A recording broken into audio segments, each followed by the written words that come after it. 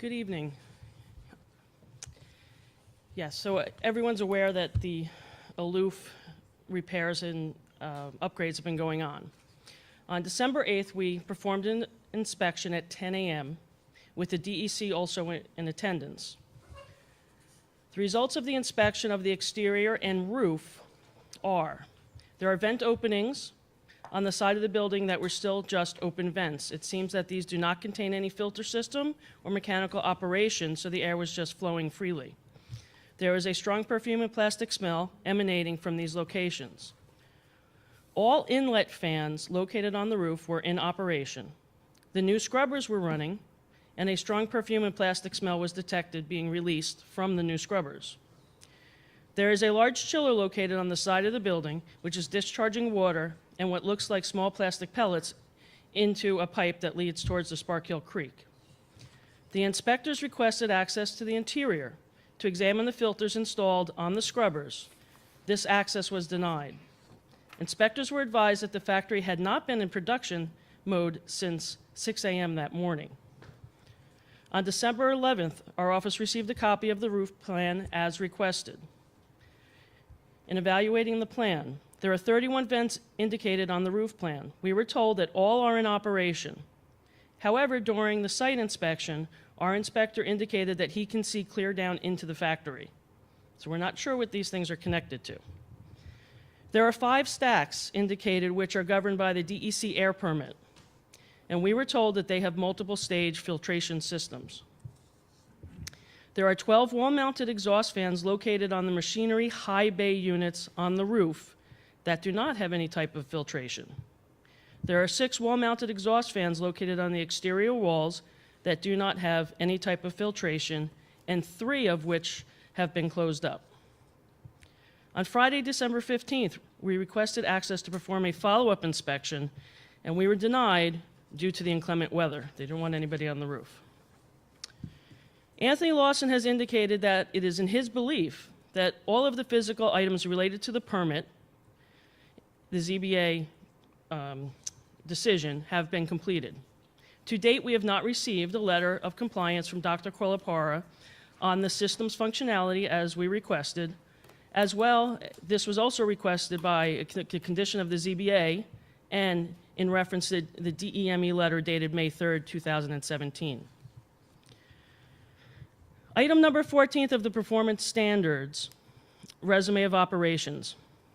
Applicants are to indicate on the plan chimneys, vents, exhaust openings, and equipment they serve, as well as unvented operations that might release any air pollution to the outside atmosphere. Aluf's application indicated, and I quote, "No air pollution will be released to the outside atmosphere. Addition of building ventilation systems and carbon filtration will dilute potential ambient building exhaust emissions to below odor thresholds." At the ZBA hearing on May 11th, the attorney representing Aluf stated that, and again I quote, "Diluting below odor thresholds and the added filtration will no longer smell outside of the plant."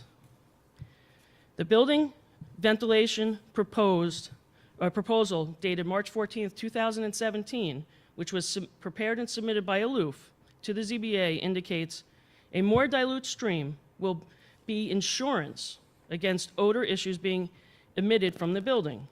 Per our last inspection, the strong perfume and plastic smell was still being emitted from the building.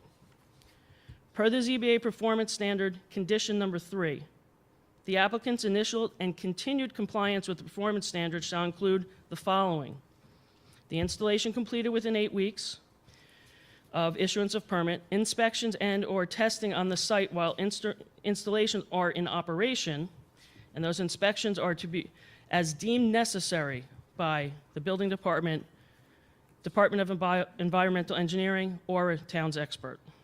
Condition number 4 of the ZBA performance standards: DEME and the building department shall investigate any alleged violation of performance standards, and if a violation exists, shall notify the ZBA of the occurrence or existence of a probable violation thereof. So with that said, what are the next steps? As it seems the upgrades proposed and completed by Aluf have not addressed the issues, and that our inspection requests have not been honored, we are moving forward with notifying the ZBA of our findings.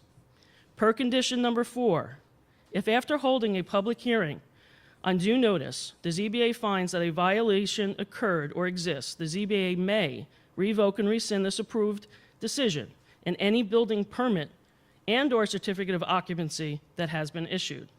Based upon this approval decision, shall also be deemed revoked and rescinded, which shall be in addition to any other legal remedies that the town may pursue. Second, per the Town Board Resolution Number 3, TRC Solutions has been hired to identify the odor sources, odor sampling, analysis, and modeling. Number 3, the town attorney's office has been actively working toward prosecution of the violation of Condition 3A, which was the non-completion within the 8 weeks. Summonses have been prepared for the following: denying inspector access to perform inspections, incomplete work per ZBA decision, release of water from the chiller, and the presence of plastic pellets in the area of the Spark Hill Creek. The Water Control Division of the DEC has been notified of the possible pollution of the Spark Hill Creek, and the Rockland County Drainage Agency and the Health Department will also be notified by our department. Again, we understand the frustration expressed by the neighbors. While it may seem that nothing is being done, we are working diligently to enforce the provisions of our town code and the ZBA decision. Each step needs to be carefully taken to ensure a viable solution and prosecution if prosecution is required.